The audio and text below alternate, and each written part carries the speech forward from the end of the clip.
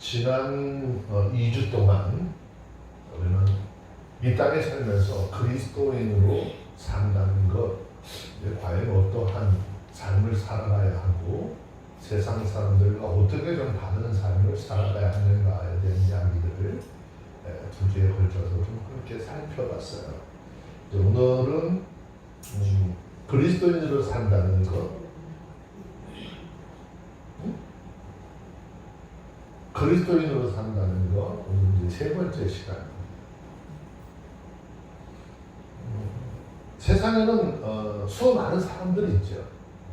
그리고 그 속에서는 예수를 믿는 사람과 예수를 믿지 않는 사람으로 나누어지죠. 근데 그 속에서 그리스도인으로서의 과연 우리의 삶이 어떻게 삶을 살아야 되는 것인가, 정말 날마다 심각하게 우리의 삶을 좀 돌아봐야 하는 것이죠. 그래서 세상 앞에서 아닌 하나님 앞에서 정말 삶을 살아가는 우리가 되어줘야 하는 것이죠. 그리스도인들은 세상 사람들이 나를 어떻게 보느냐, 그게 중요한 것이 아니라 하나님께서 내 삶을 어떻게 보느냐, 그것을 더 중요하게 여기고 말씀을 따라 살아갈 수 있는 우리 모두가 되어지기를 주의 이름으로 축원합니다. 본문 말씀 26절, 27절 두 절 말씀만 먼저 한번 읽어볼까요? 읽습니다. 시작. 지혜로운 왕은 악인을 키질하며 타작하는 바퀴로 고에 걸리느니라. 사람의 영혼은 여호와의 근심이라. 사람이 깊은 속을 살피느니라. 네, 여기 잠언 20장 26절의 말씀은 우리가 보는 70년 말고 공동 번역이라고 하는 성경이 있는데, 그 공동 번역이라고 하는 성경에 보면 지혜로운 임금은 나쁜 사람을 갈라세우고 탈곡기로 불려 집 봐순다, 뭐 이렇게 이 말씀을 해석을 했어요. 여기서 말하는 키질이라고 하는 것, 그 다음에 키질이라고 하는 것은 가라지와 알곡을 가른다라고 하는 의미인데, 마지막에 있을 심판을 의미하는 것이고, 타작이라고 하는 것은 타작하는 바퀴라 뭐 이런 것은 서너 개의 바퀴가 달려있는 소가 끄는 탈곡기를 의미하는 말인데, 심판을 따라서 악인들에게 주어질 형벌이 얼마나 무섭고 무거울 것인가에 대한 표현을 이렇게 했습니다.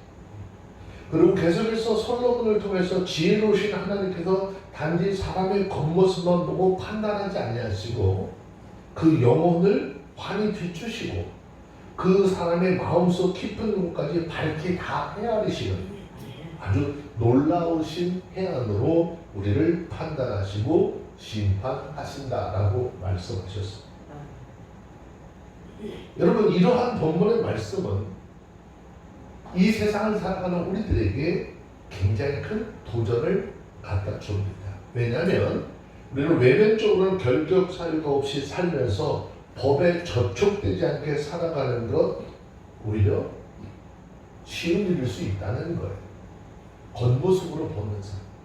오늘날 이 사회에서 많은 것을 가졌다 하면서 높은 명성과 명예를 가졌다거나 권세를 가졌다고 자랑하는 사람들 스스로 자신이 법에 대해서 어떻게 아주 깨끗하다라고 주장을 하면서 살아갑니다.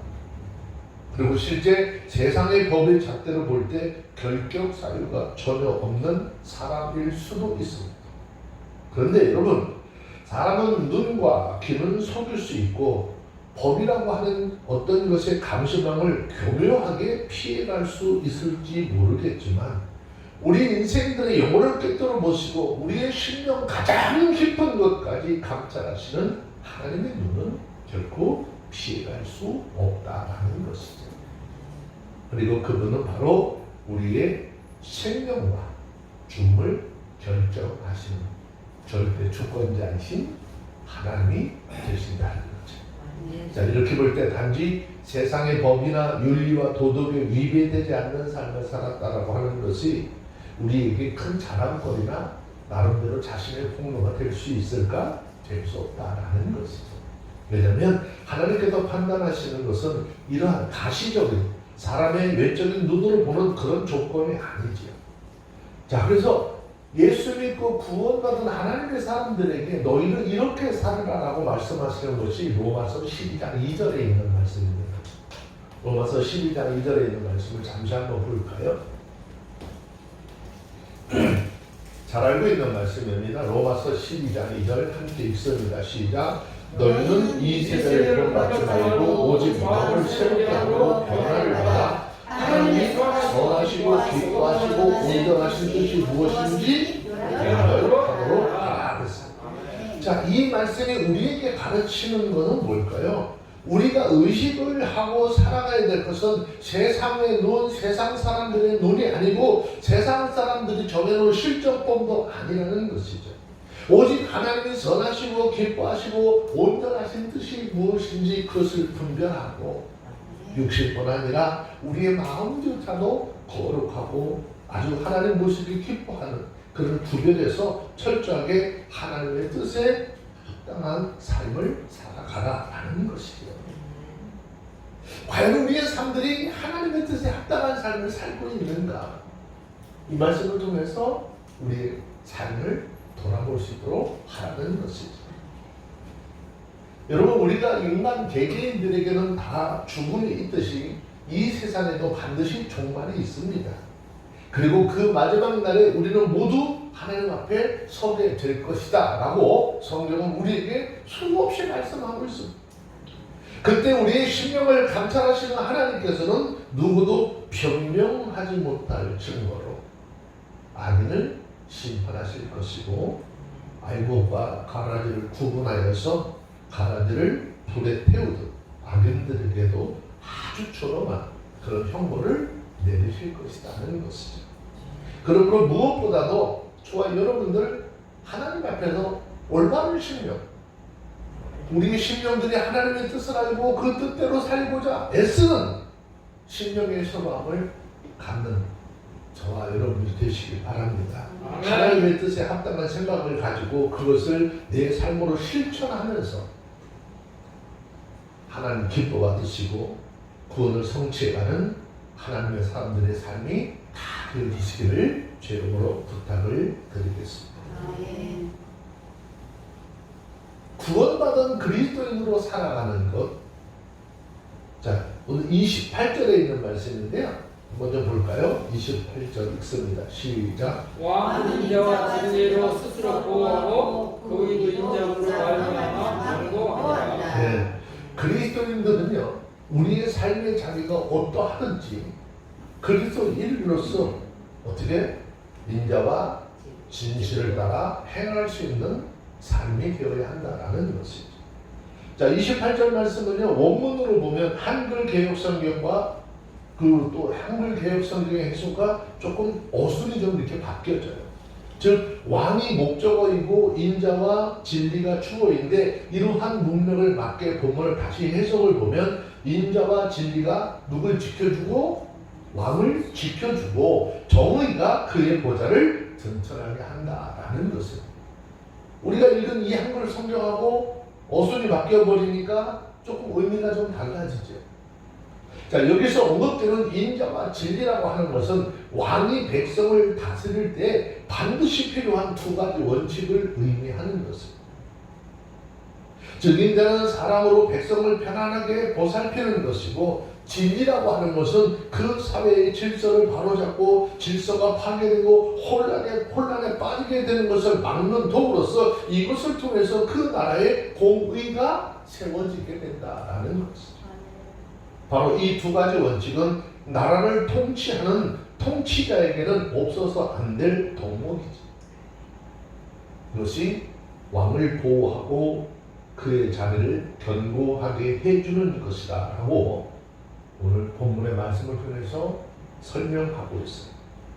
이 당시의 솔로몬은 이 당시의 왕이라고 하는 자리는 막강한 권력을 소유한 아주 무소불위의 힘을 쓰는 그런 존재였어요. 그가 원하는 것은 무엇이든지 얻을 수 있었고 심지어는 사람과 가문의 생사조차도 자중지할 수 있는 권세가 왕이라고 하는 그 이름 안에 있었습니다. 이러한 절대 권력의 소유자였기 때문에 왕권은 언제나 그것을 얻고자 하는 사람들에 의해서 항상 불안한 삶을 살 수밖에 없었습니다. 수많은 반란으로 인해서 왕자는 끊임없이 피바람에 계속 불는 그러한 자리였어요. 우리가 이스라엘의 역사 속에서, 성경 역사 속에서 보면 북이스라엘의 역사만 봐도 구테타에 의해서 얼마나 많은 왕들이 죽고 정권이 바뀌었는지 모르죠. 우리나라 조선시대를 연구했던 한 학자는 이조시대의 왕 3분의 1이 독살당했다라고 하는 보고서를 발표하기로 했습니다. 물론 이것이 얼마나 신빙성이 있는 보고인지는 알 수는 없지만 절대 권력을 얻고자 소망하는 사람들에 의해서 왕위는 항상 어떻게 흔들릴 수밖에 없었던 것은 의심할 여지가 없었던 것이죠. 그렇기 때문에 왕들은 자기의 왕권을 보호하기 위해서 수많은 안전장치들을 만들어냈습니다. 그런데 솔로몬은 이처럼 하루하루 위태롭고 위험천만한 왕의 자리에도 든든히 굳건히 설 수 있는 한 방법이 있었다라고 그러죠. 그것이 바로 인자와 진리로 행하며 통치하는 것이다 라고 말씀하고 있습니다. 왜냐하면 아무리 인간의 계획을 세워도 그 계획을 이루시는 분은 여호와 하나님이시죠. 모든 권세의 근원 되신 하나님께서 가장 기뻐하는 것이 뭘까요? 인자와 진리를 행하고 그것을 따라 통치하는 것이기 때문이지. 이런 사실은 역사를 통해서도 증명이 되는 것입니다. 즉 백성을 사랑하고 진리를 따라 공의를 세워 그것을 실천하는 성군들을 대부분 그 당시 왕권이 견고해였고 나라는 아주 부강하고 번영했던 과거의 역사를 통해서 알 수 있습니다. 그런데 이것이 단지 통치자인 왕의 경우만 국한이 되었을까? 아니, 통치자인 왕의 경우에만 국한이 된 것이 아니에요. 각계각층의 지도자들로부터 시작해서 법인에 이르기까지 모두는 인자와 진리에 근거한 생각들을 가지고 그것을 실천함으로써 삶과 조직과 공동체에 든든히 설 수 있는 것이고 형통하게 될 수 있다라는 이야기인 것이죠. 그러므로 우리는 어떤 지위에 있든 내가 어떤 자리에 있든 어떤 신분에 처해져 있든 우리 주어진 그 자리에서 항상 인자와 진리로 행동할 수 있는 하나님의 사람들이 되어주시길 바랍니다. 그와 같은 삶을 삶으로써 하나님으로부터 오는 형통함과 은혜를 누리는 삶이 되시길 바랍니다. 성경은 에베소서 4장 15절 보면 이렇게 말씀하고 있어요. 오직 사랑 안에서 참된 것을 하여 범사에 그에게까지 자랄지라. 그는 머리니 곧 그리스도라. 예수님이 주시는 그 사랑 안에서 어떻게 해요? 참된 것을 행하고 범사에 주님이 우리에게 행하셨던 그에게까지 어떻게 자라가라는 거죠. 이 땅에 주님이 오셨을 때에 주님의 삶은 어떠했었는지 우리는 이미 성경을 통해서 잘 알고 있어요. 예수님은 세상의 권세자, 세상의 수많은 부자들 사이에 계셨던 것이 아니라 어떻게 세상에서 소외되고 헐벗고 굶주린 자들, 그 다음에 질병 가운데 있고 고통 가운데 있는 자들에게 늘 찾아가셔서 그들에게 공의와 진리로 주님의 사랑을 실천하고 행하셨던 그런 모습을 봅니다. 그래서 우리는 예수님이 계셨던 자리를 어떻게 해요? 낮은 자리라 그래요. 우리 역시도 어때요? 만왕의 왕신 그 주님이 낮은 자리로 오셨고 낮은 자리에 계셨다고 한다면 우리 역시도 어떻게 주님이 행하셨던 낮은 자리에 함께 하면서 그 주님의 사랑을 실천하는 그리스도인들이 되어야 할 줄도 있습니다. 우리 인생들은 이 땅에 살면서 항상 생각하는 것이 있죠. 내가 좀 더 아름다워지고 싶어하죠. 좀 더 복된 삶을 살기를 원하죠. 자, 그렇다면 좀 더 아름답고 복된 삶을 살기를 원한다면 어떻게 해야 될까? 범사에서, 범사 삶 속에서요, 좋은 것들은 자꾸 내 것으로 만드는 은혜가 있어야 돼요. 자, 29절에 있는 말씀입니다. 함께 보도록 할게요. 다 같이 읽습니다. 잠언 20장 29절 읽습니다. 시작. 젊은 자의 영혼은 그 힘이요 늙은 자의 아름다운 것은 백발이니라. 자, 솔로몬이 여기에서 무슨 일이든지 의욕적이고 정열적으로 행동하는 젊은이와 사회적인 경험을 따라서 아주 신중하고 지혜롭게 행동하는, 세상에 대해서 집착과 탐욕이 어느 정도 벗어나서 초연할 수 있는 연령이 많은, 나이 많은 사람을 늙은이를 표현했는데, 늙은 자로 비교하면서 그들의 강점들이 무엇인가를 지금 부각하고 있습니다. 단순하게 젊음이 더 좋고 늙었다는 것이 좋지 않다라고 하는 의미가 아니라, 하나님께서는 각 사람의 각자 처한 환경과 여건에 맞는 강점을 허락하셨다라는 것을 이야기하는 것입니다. 우리들이 잘 생각을 해봐야 할 것은, 사실 이 세상 사람들 중에 똑같은 사람이 단 한 사람도 없어요.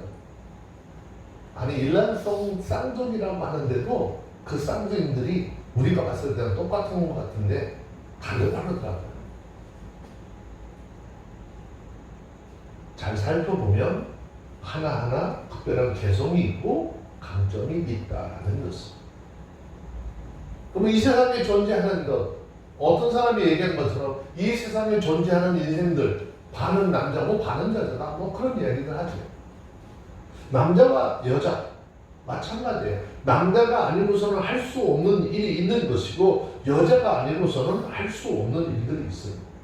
이렇게 하나님께서 사람에게 각각의 고유의 특성을 부여하시고 강점을 부여하셨기 때문에, 인간은 누구는 더 귀하고 누구는 천하다라고 하는 이런 식으로 구분되고 차별을 할 수 있는 그런 존재가 아니라, 다르고 특별하다라고 하는 개념으로 구분할 수 있는 독특함을 가진 존재들이라는 것입니다. 결국 이것은 서로가 각자의 특성과 강점을 인정하고 예수 그리스도 안에서 연합함으로써 온전함에 이르라라고 하는 가르침이죠. 요즘 우리 사회 속에서 굉장히 많은 갈등을 일으키는 것이 구세대와 신세대예요. 근데 이 구세대와 신세대도 마찬가지예요. 신세대는 분명히 신세대만의 강점이 있는 것이에요. 그러나 그것만으로 온전함에 이룰 수 없다라는 것이죠.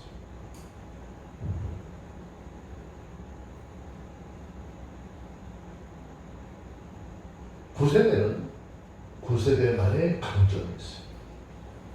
오늘 본문에 보니까는 백발이라고 하는 말로 상징을 했듯이, 인생의 긴 여정을 통해서 습득한 아주 풍부한 지식과 경험은 아무나 가질 수 있는 것이 아니라는 것이죠. 그러나 이런 지식과 경험만큼이나 중요한 것, 젊은이들의 패기와 열정과 도정 정신이겠죠. 따라서 그 어느 것 하나만 강조하여서 그것만 추앙하고 다른 하나를 무시하지 말라라는 거예요.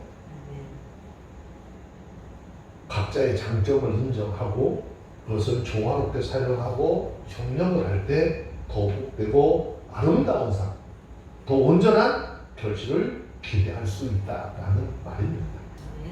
그런데 오늘날 우리 삶의 현실들을 돌아보면 이런 조화와 협력을 찾아보기 너무 힘든 그런 세상이 되어버렸습니다. 사람들은 동과 서, 신세대와 구세대, 진보와 보수, 끝없는 갈등으로 지금 몸살을 앓고 있어요.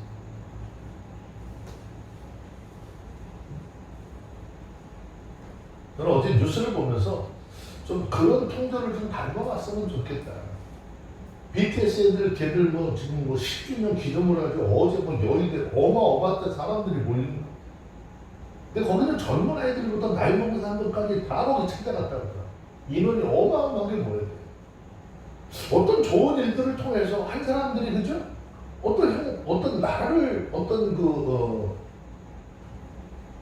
소개를 하고 나라 위상을 높인 그런 사람들이 하면서 어떻게 함께 마음을 모아서 기념하는 자리에 함께 할 수 있잖아요. 나라 상관이 틀리고 이상이 틀린다고 해가지고 서로 대적을 하고.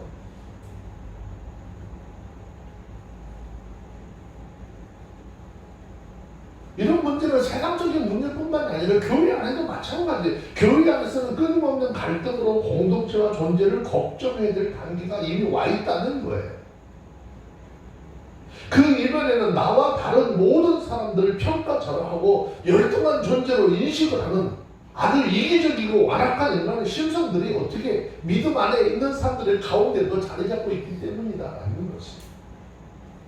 자신의 우월함과 특별함을 고집한다면 그에 대한 문제 해결점 찾지 못하고 영원히 어떻게 평행선을 달릴 거예요.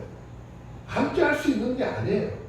너는 너대로 나는 나대로 그냥 가는 길을 갈 수밖에 없어요. 결국 그것은 공동체 자체를 와해시키고 자기 자신의 삶을 아주 비참하게 만드는 결과를 초래할 수밖에 없다는 것이에요. 자기 자신의 힘을 자랑하는 청년은 머리가 하얘진 백발의 위대함을 인정하고 존경할 줄 알아야 합니다. 또 백발의 장점을 자랑스러워하는 노인은 젊은 사람들의 패기와 열정 그리고 급힐 줄 모르는 불굴의 의지 가치를 존중하고 인정해 줄 줄 알아야 한다는 것입니다. 정치적으로 신앙적으로 우리 사회에는 개혁이라고 하는 이름으로 행하는 사람들과 보수를 가지고 행하는 사람들이 늘 대립하죠. 개혁을 말하는 사람들이라고 한다면 보수의 안정성을 인정하고 보수를 말하는 사람들이라면 개혁의 참신성을 어떻게 인정하라는 거죠. 그렇게 할 때 우리 모두의 삶은 더욱더 아름답게 세워질 것이고 우리에 속한 공동체 새로운 성장의 발판을 마련하게 될 것이에요. 그런데 우리 사회의 구조가 그렇지 못하잖아요. 서로를 인정하려고 하지 않아요. 그러다 보니까 끝없는 대립으로 계속 가는 거예요. 다른 사람을 무시하고 자신의 우월함을 고집하며 싸움과 분쟁을 거듭하는 아주 우매한 삶을 살아가고 있어요. 근데 성경은 이러한 삶을 살지 말라는 거예요. 다른 사람의 장점과 다른 사람의 위대함을 인정하고 존중함으로 화합과 화평을 이루고 저와 여러분들이 속한 믿음의 공동체를 더욱 온전하고 아름답게 세워가는 그런 지혜자들의 삶이 다 되어지기를 주의 이름으로 축원합니다. 자, 우리 성경 한 절 좀 찾아볼까요? 고린도전서 12장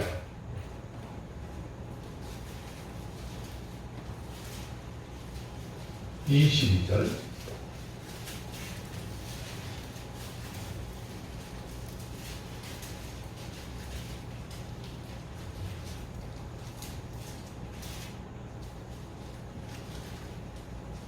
25절까지 한번 쭉 읽어봅시다. 읽습니다. 22절부터 시작.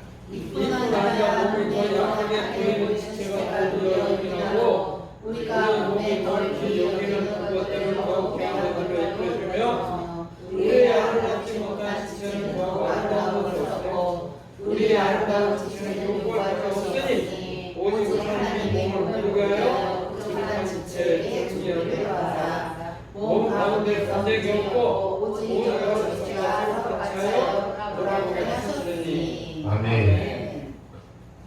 자, 읽기는 쭉 읽었는데 뭔 소리인지 잘 모르겠어요. 네? 이 말의 의미는 이런 거예요. 몸의 지체들 중에 비록 좀 어떻게 약하게 보이는 지체가 더 중요하다 그 말이죠. 마찬가지로 교회 안에서 믿음이 연약한 사람이라도 어떻게 하나님 보시기에 귀할까 귀하지 않을까? 귀하다는 거예요. 그 사람 때문에 그 영혼 때문에 우리의 구원자이신 그 주님이 친히 십자가에 매달려서 생명을 주기 때문에 우리들 몸의 아름다운 부분인 얼굴을 가리지 않고 노출이 되어져 있지. 몸은 덜 귀히 여기는 부분은 있어요. 그 사람들은 이거 별로 중요한 게 잘 생각하지 않잖아요.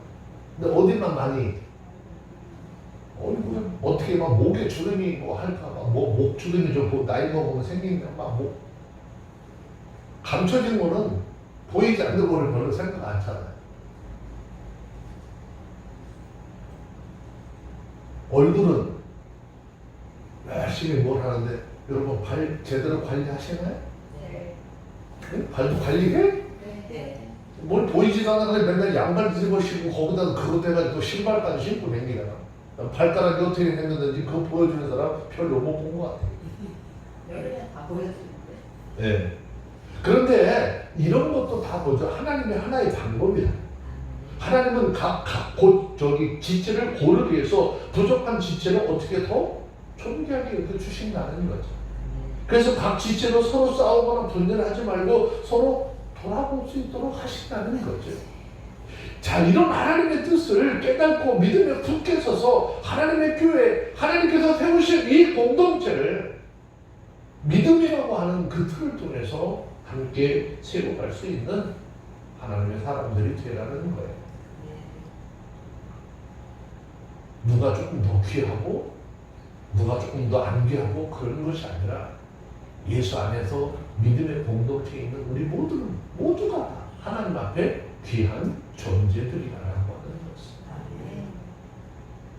예수님께서 말씀하신 그 말씀이 얼마만큼 중요한 말씀이고 정말 실감만 하는지 내 이웃을 내 몸같이 사랑하라 그랬잖아요. 우리 몸에는요 조금만 이상이 생기면 어때요? 아니면 조금만 가시 하나만 맡겨도 이게 신경이 쓰여가지고 어떻게 해요? 해도 안 나오니까 요즘에는 뭐 카드들 많아가지고 카드 빼가지고 막 문대더라고. 카드로 문대면 빠진다고. 그거 손에 조금만 하나 맡겨도 그래. 만약에 근데 내가 누구에게 그 조그만 가시가 아니라 아니 정말 요지라고 그러나 그 정도의 크기로 누군가를 아프게 찔렀다가 한번 생각해봐요. 누구의 마음속에 누구의 심령 속에 누구의 삶 속에 그만한 거 한번 심어졌다가 한번 생각해보라는 거죠. 얼마나 괴로워할까요?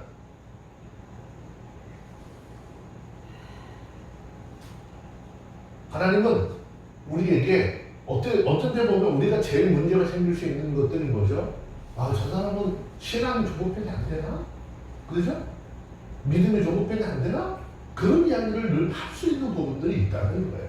그런데 우리 모두는 모두가 다 하나님 앞에 완전한 신앙을 가지고 있는 사람이 없어요. 서로의 부족한, 조금씩 부족한 부분들을 서로 채우면서 채워가는 거예요.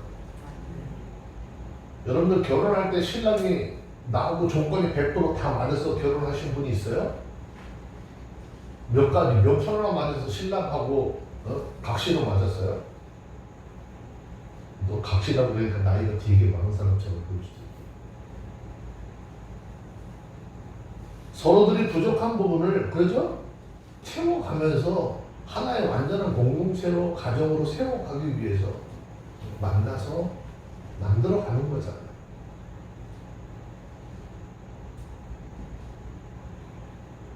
하물며 하나님께서 세운 이 믿음의 공동체 정말 다른 사람들, 다른 위의 사람들이 함께 모여서 한 하나님 안에 한 믿음 공동체로 세워져 가는데 얼마나 어렵겠어요.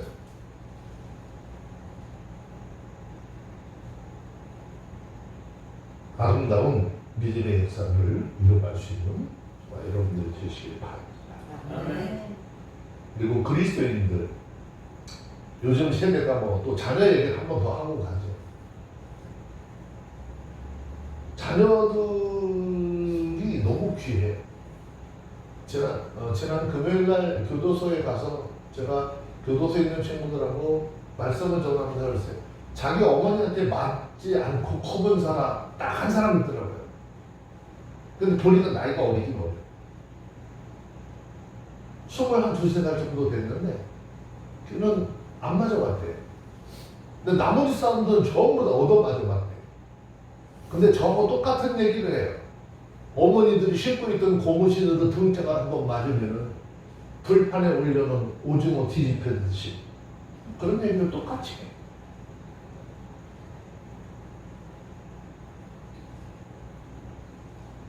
자녀 교육에 대해서 잘못된 부분은 단호한 훈계와 필요한 적절한 매로 다스릴 줄 알아야 된다.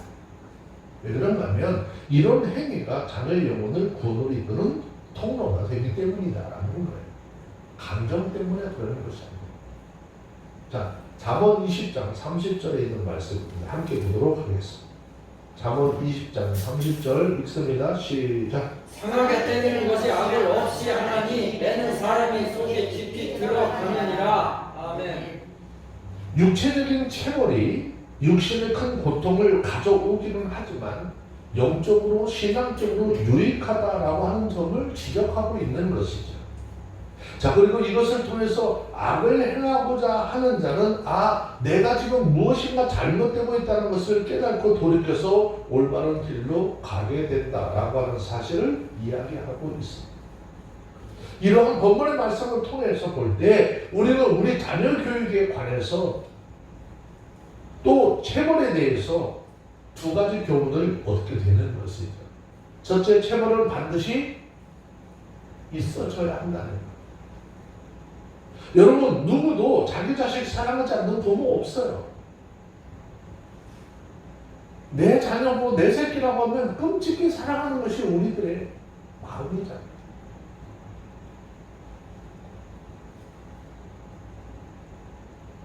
하지만 자식을 사랑한다는 것, 어떤 일을 행하더라도 무조건적으로 묵인하거나 방관해서는 안 된다는 거예요.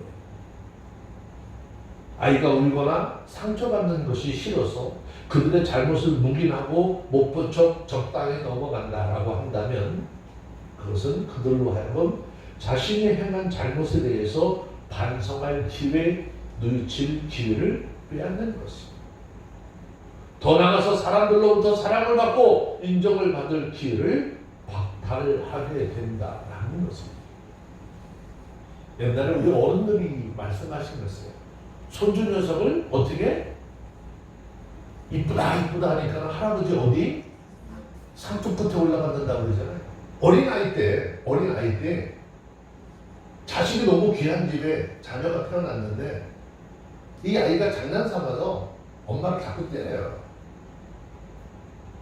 너무 귀한 자식이 너무 귀한 집에 애가 태어났으니까 애가 어떻게 해요? 그래도 잘한다 그래서 잘한다. 그러니까 얘는 머릿속에 인식이 뭐죠? 나는 부모를 때려도 내 부모가 내가 이게 잘못하는 짓이 아니라 잘하는 짓이구나. 근데 걔가 점점 그러면서 그 폭력적인 성향을 버리지 않는 거예요.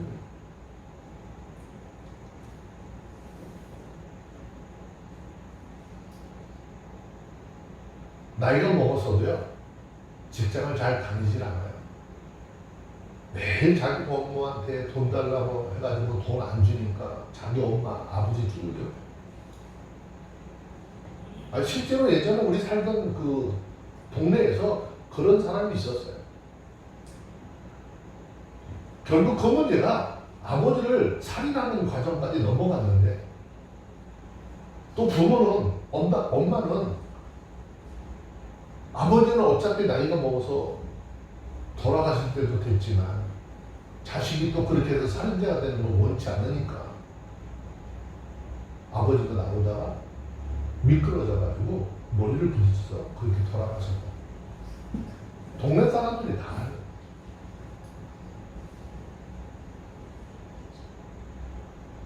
어렸을 때 버릇이 3살째 버릇 언제까지 간다고 그랬죠? 8까지 간다.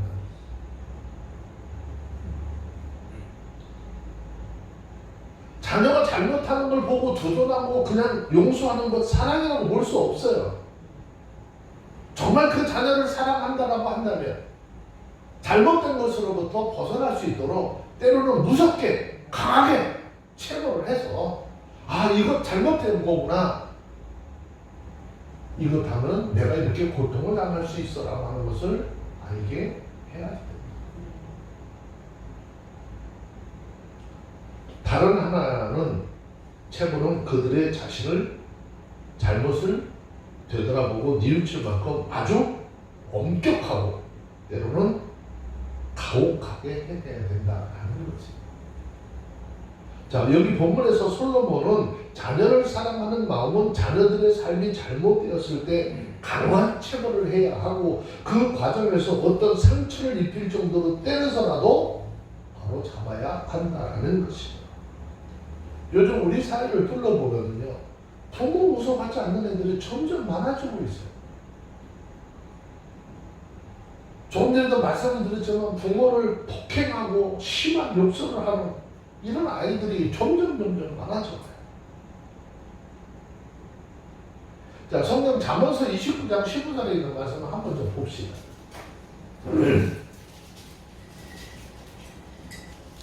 찾으셨으면 잠언 29장 15절입니다. 읽습니다. 시작. 지식과 꾸지람이 지혜를 주관을 임의로 하게 버려두면 그 자식은 어미를 욕되게 하느니라. 네. 아멘. 무엇을 해나가든지 무조건 잘했다고 내비두면 어떻게 그 자식이 자기의 가정, 자기 어머니, 부모들을 욕되게 한다. 이런 부모들에게 왜 아이를 꾸짖지 않느냐라고 물으면요, 자신들도 타이르지만 어떻게 도저히 통하지 않는다. 한두 번 해봤는데 통하지 않는다. 그래서 내비둔대요.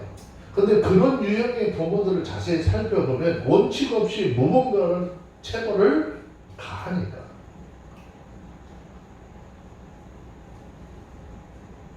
아이들을 심각하게 여기지 않는 가벼운 체벌이나 입에 훈계만 그치는 경우가 어떻게 대부분이라는 거예요. 아이들로 하여금 체벌에 대해서 내성을 갖게 하는 거죠.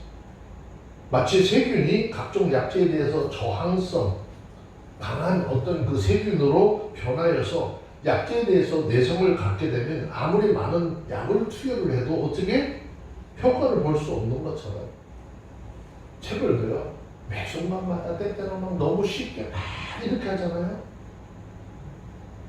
아주 분명하고 아주 엄격하게 하지 않으면 체벌을 가해도요, 효능이 없어요. 매일 우리 엄마는 우리 아빠는 저런 사람이야. 원래 그래. 매일 그래. 그러니까 그게 당연한 거야. 이게 특별한 내가 잘못해서가 아니라 그냥 저렇게 늘 말을 하니까. 삶이야, 삶. 효과가 없는 거죠. 자, 그런데 성경은 우리에게 이렇게 말씀하고 있습니다. 우리 자식들한테 체벌하지 못하는 그 부모의 마음이 뭐라고요? 자, 잠언 13장 24절.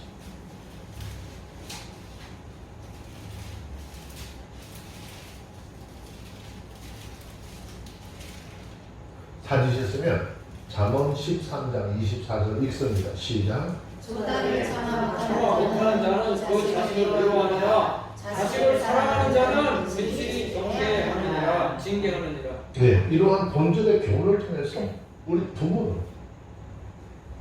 부모로서의 삶을 사는 그리스도인들은 사랑하는 자녀의 영혼을 위하여 말씀을 따라서 혹이 잘못된 거 있다면 훈계하고 깨닫게 할 수 있는 엄격한 체벌 지도가 필요하다라고 하는 사실을 알라는 것이죠. 자녀들이 잘못된 길로 나가고 있다면 단호하게 매를 들고 그들의 영혼을 위한 아주 엄격한 체벌도 마다하지 말라라는 것입니다. 그처럼 분명한 체벌, 합당한 체벌은 자녀의 인생을 바르게 하고 복되게 할 뿐 아니라 아름답고 밝은 곳에 세워줄 수 있다라는 것이죠. 중국 속담에 급행무선보라라고 하는 단어가 있어요. 무슨 말인가 하면 무엇인가 급하게 일을 하는 경우 그 일을 통해서 어떤 선한 결과를 가져올 수 없다. 또 기대할 수 없다. 뭐 그런 의미죠.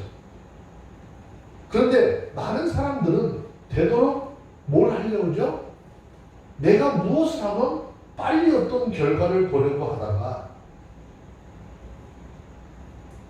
다른 사람들이 뭔가 이걸 해야 될까 말아야 될까 주저하거나 만약에 뭔가 착수하지 않으면 자기가 해야 할 일도 아닌데 나서서 하는 경우들이 허다하죠. 물론 사기치는 사람들은 이거 지금 안 사가면 누가 금방 돈 가지고 온다고 그랬다고 먼저 와서 내가 당신한테 주는 거라고 옛날에 그런 사기들 많았잖아요. 옛날에 시골장에 어떤 아주머니가 실제로 동네에서 있었던 일입니다. 시골장에 장사를 섰는데 이 장사를 하시는 분이 얼마나 머리가 좋은 사람이냐면 사람들한테 이게 정상적으로 물건을 파는 게 아니에요. 어떤 아주머니, 동네 아주머니가 딱 왔는데 그 아주머니를 보자마자 이 사람한테 아주머니 빨리 가요, 가. 이거 물건 뭐지? 아주머니가 내가 이거 아무리 싼데 줘도 못 살 사람이니까 가라고. 내가 이거 다 10만 원에 줘도 못 산데 가. 이 사람이 기분이 좋았을까 나빴을까? 먹었어요. 근데 10만 원은 있어 없어? 없어요. 10만 원이 없었어. 그러니까 이 사람이 기분이 나빠. 아저씨, 사람은 무시해도 이렇게 해도 돼요? 기다려요. 물건 팔지 마. 보따리 다 싸놔. 그리고 마을에 들어가가지고 돈 10만 원 빌려가지고 와가지고 물건 그거 다 보따리 들어갔다니까. 뭐 때문에? 자존심. 그런데 집에 가서 보따리 물건 풀어다 봤더니 세상에 쓰레기도 그런 쓰레기 없더라. 좀 빨리빨리 뭐 하는 거 굉장히 좀 조심해야 돼요. 신중하게 기도하고 성령의 이끌림 받아서 삶을 살 수 있는. 요번에 이제 뭐 특사로 풀려날 친구들이 2사람이 있다고 그러는데 형기 거의 다 맞췄어. 자기도 지금 걱정을 하고 그래서 나가면 사회에 복귀를 하게 되면 뭔가 빨리 할 생각 하지 마라. 어차피 여기서도 6년 넘게 있었던 사람들이라고 한다면 지금 천천히 생각해서 조금조금 조금 늦게 생각을 하면서 그렇게 뭔가를 계획을 해나가라 그랬더니 목사님 말씀 내가 충분히 가슴속에 담고 그렇게 해나가겠다고 얘기해요. 급하게 하면은 항상 문제 생기잖아요. 심지어는 그렇게 급하다 하다 보니까 하나님께서 하셔야 할 일임에도 하나님에 앞서서 내가 하는 경우가 허다한 거예요. 특별히 우리가 사는 이 시대 무슨 시대라고 그러죠? 인스턴트 시대라고 그러잖아요. 막 급하고 조급해가지고요. 정말 지나침이라는 거. 지나칠 만큼 성급한 시대래요. 요즘은 뭐 컵밥 같은 거 뭐 한 2, 3분 정도 다 끝나잖아요. 반찬도 필요 없어. 그냥 갖다 비비면 그 안에서 비비면 끝이야. 그런데 우리들이 분명하게 알아야 될 것 하나는요. 서두름과 성급함만 가지고 우리가 계획한 일을 다 이룰 수 없다는 것이죠. 물론 이것은 우리가 게으르게 주저앉아 있으라 그런 말 아닙니다. 마땅히 우리는 우리에게 주어진 일을 부지런히 해야 합니다. 그러나 부지런함과 성급함은 전혀 개념이 다른 것이죠. 우리 범사에 부지런한 일을 행하되 행함에 있어서 좀 더 계획하고 좀 더 신중하게 행할 수 있도록 하라는 것입니다. 아울러 우리는 하나님의 섭리하심과 하나님의 선하신 인도하심을 믿는 하나님의 사람들로서 하나님의 도우심과 함께하심, 또 하나님께서 우리 삶 속에 행하심을 잊지 말라라는 것이죠. 우리가 가는 길에 앞서 행하시는 하나님 인정할 때에 우리는 좀 더 지혜를 줄 수 있고 하나님의 뜻을 묻고 그 선하신 인도하심을 따를 때 조급하지 않게 되는 것이죠. 그리고 하나님께서 우리에게 주어진 삶, 여러분 부지런히 사시고 부지런히 살면 성공적이고 지혜로운 삶을 살게 될 것이기 때문이라는 거죠. 저와 여러분들 지혜로운 하나님의 사람들이 되어서 하나님의 은혜 가운데 삶을 살아가는 저와 여러분들이 다 되어주시기를 주의 이름으로 축원합니다. 아멘. 그리스도인으로 산다는 것 3시간에 걸쳐서 함께 살펴봤습니다. 그냥 잠시 들어서 그렇구나 라고 하는 인식을 갖지 말고 우리는 하나님의 말씀대로 하나님의 말씀에 이끌림을 받아 살아가야 하는 하나님의 사람들이라는 것을 기억하시고 매일매일의 삶 속에서 정말 3시간에 걸쳐서 들었던 그리스도인으로서 조급한 마음 다 버리고 하나님을 기쁘시게 하고 하나님의 뜻에 순종하며 나가는 우리 모두가 되었기를 주의 이름으로 축원합니다. 기도하겠습니다. 거룩하신 하나님 감사합니다. 하나님께서 오늘도 우리의 삶 속에 찾아오셔서 주의 크신 권세와 능력으로 우리를 인도하여 주시고 이 땅에 그리스도인으로서 하나님의 인도하심을 따라 살아갈 때 우리의 삶이 형통케 하시고 복되게 하시고 은혜 가운데 머물게 하실 것을 믿습니다. 조급한 마음을 다 내려놓게 하시고 말씀과 성령의 인도함 속에 살아가는 우리 모두가 되게 하옵소서. 우리 구주 예수님의 이름으로 기도합니다. 아멘.